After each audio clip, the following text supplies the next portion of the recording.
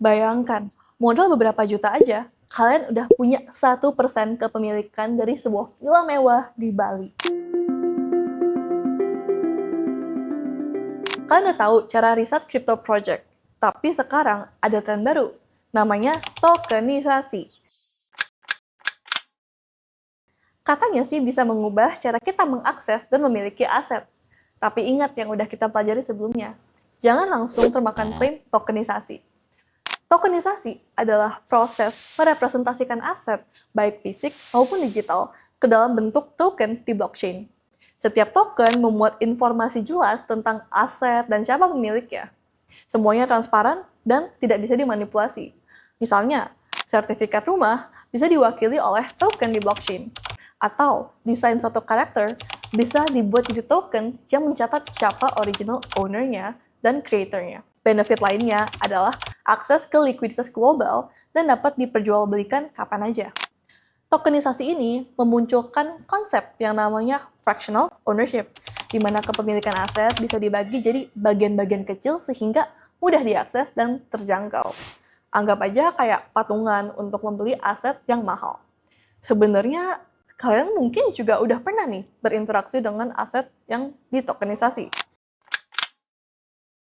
Kalau kalian ikutan main game biar cuan di era GameFi 2021, kalian pasti familiar dengan yang namanya Axie Infinity. Nah, karakter Axie, land, dan item di game itu semuanya NFT, digital asset yang ditokenisasi.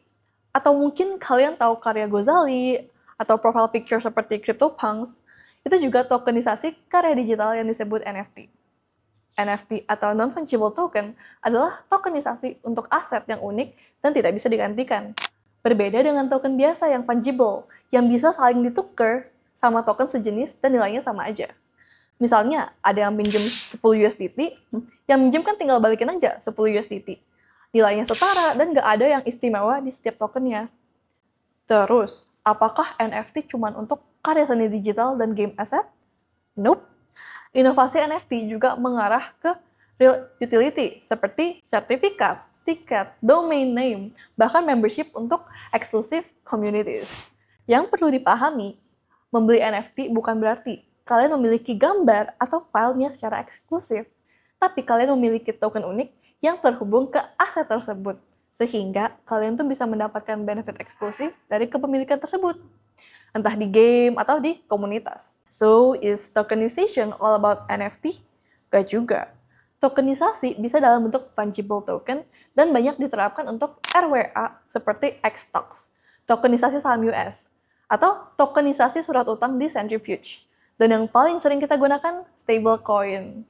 Namun, tokenisasi RWA ini relatif baru dan banyak yang masih dieksplor. Institusi besar juga udah mulai ikut building the next RWA. Yang paling menarik dari tokenisasi adalah ia mengubah cara kita memiliki aset. Yuk kita kenalan dengan fractional ownership. Konsep di mana aset bernilai tinggi bisa dibagi jadi ribuan atau jutaan bagian kecil yang bisa dimiliki bersama-sama. Jadi kayak kalian bisa own what the 1% owns. Blockchain membuat fractional ownership jadi sangat efisien dan transparan. Kalau sebelumnya invest properti komersial butuh ratusan juta, sekarang dengan modal jutaan rupiah aja, atau bahkan sejuta, kalian bisa punya porsi dari suatu gedung premium di Jakarta. Setiap pemilik mendapatkan token yang merepresentasikan porsi kepemilikannya dan berhak atas bagian keuntungan aset tersebut. Misalnya, villa yang kalian miliki sebagian disewakan. Rental income-nya juga akan dibagi sesuai proporsi token yang kalian pegang. Yang lebih keren lagi, tokenisasi membuat kepemilikan aset jauh lebih liquid. Jadi, kalau kalian butuh uang mendadak, kalian bisa jual token kepemilikan kalian lebih cepat dibanding kalau kalian harus punya asetnya secara keseluruhan. Udah lebih mahal, lebih sulit dijual. Kedepannya, kita juga akan semakin banyak melihat real world assets karena pasarnya mulai mature dan mencari inovasi dengan utility yang lebih konkret. Saat ini, institusi besar juga udah mulai tertarik karena ini membuka akses ke blockchain ekosistem tanpa volatilitas yang ekstrim cryptocurrency tradisional. Potensinya tuh sangat besar, bahkan McKinsey memproyeksikan market tokenized asset bisa mencapai 2 trillion di 2030. Bank-bank besar seperti JP Morgan, Goldman Sachs juga udah mulai eksperimen dengan RWA tokenization. Per modul ini dibuat, JP Morgan Kinesis sedang di tahap pilot testing tokenisasi carbon credits, dan Goldman Sachs merencanakan tokenisasi reksadana pasar uang. Di tahun 2005 ini, tokenisasi obligasi di US juga sempat mencapai 7 triliun, which is 3 times dari tahun lalu.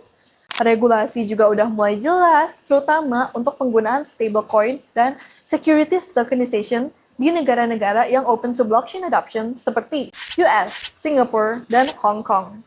Sekarang kalian paham bahwa tokenisasi itu bukan sekedar buzzword, tapi teknologi yang membuka peluang inovasi keuangan secara global. Agar kalian semakin siap menghadapi era tokenisasi, next kita akan bahas DeFi, the place for tokenized asset and aktivitas keuangan tanpa bank tradisional.